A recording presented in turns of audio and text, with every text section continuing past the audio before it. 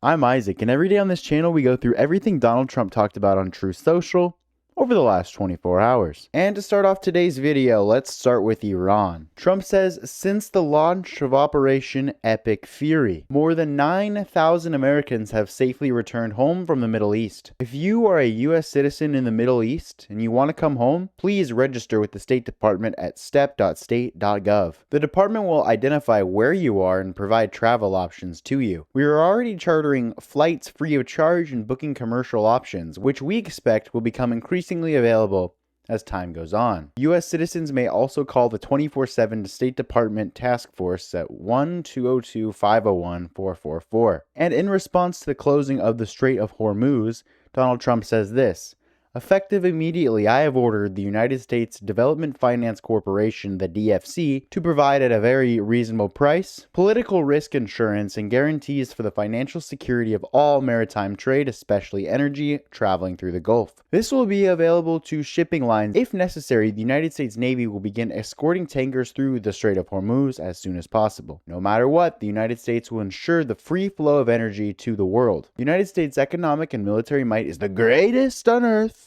There's more actions to come. Thank you for your attention to this matter. And we've also heard stories about United States emissions being low in response to Iran, while Trump says the United States munition stockpiles have, at the medium and upper medium grade, never been higher or better. As was stated to me today, we have a virtually unlimited supply of these weapons. Wars can be fought forever and very successfully using just these supplies, which are better than other countries' finest arms. At the highest end, we have a good supply, but we're not where we want to be. Much additional high-grade weaponry is stored for us in outlying countries. Sleepy Joe Biden spent all of his time and our country's money giving everything to P.T. Barnum, aka Zelensky, of Ukraine. Hundreds of billions of dollars worth, and while he gave so much of the super high-end away, free, he didn't bother to replace it. Fortunately, I rebuilt the military in my first term and continue to do so. The United States is stocked and ready to win big. Thank you for your attention to this matter. And again, this is in response to this Washington Post article, which says that they don't have a lot of this weaponry. Trump also posts Mark Thiessen, who says, as important as what Trump is doing is how he's doing it. With Operation Epic Fury, we are witnessing the birth of a new doctrine to guide U.S. global leadership in the 21st century, the Trump Doctrine. And regarding foreign policy, Donald Trump posts a tariff victory. It's the U.S.-China trade deficit plummeting in Trump's first year.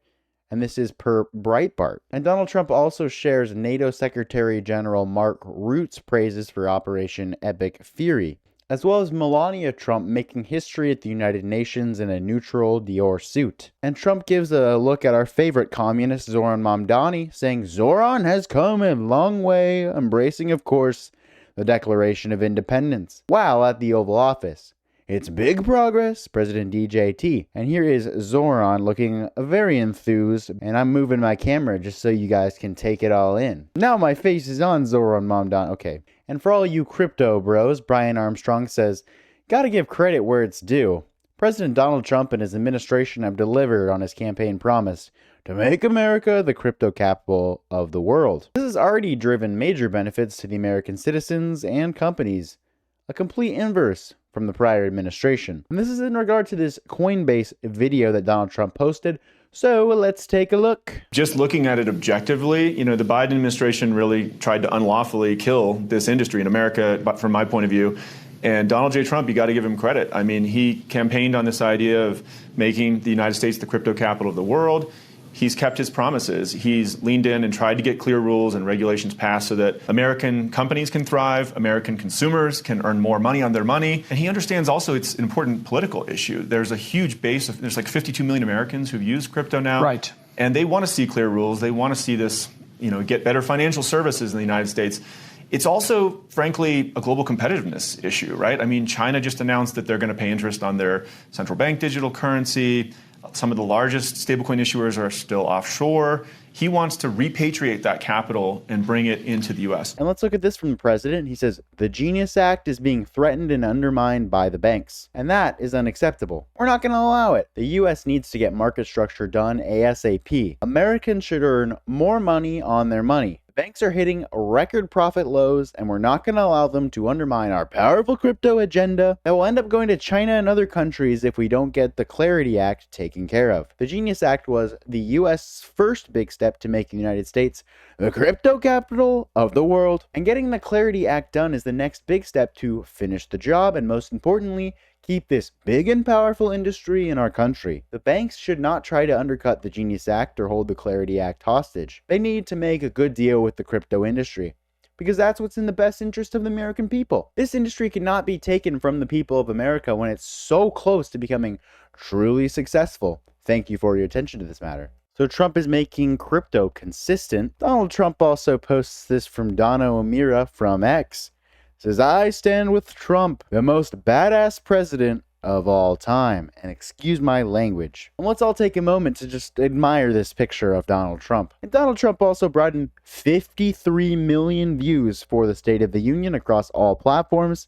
The White House calls this a historic night, and Donald Trump reposts that. And Brooke Rollins' mom is running for re-election tonight, posting a picture of her sister at a polling place.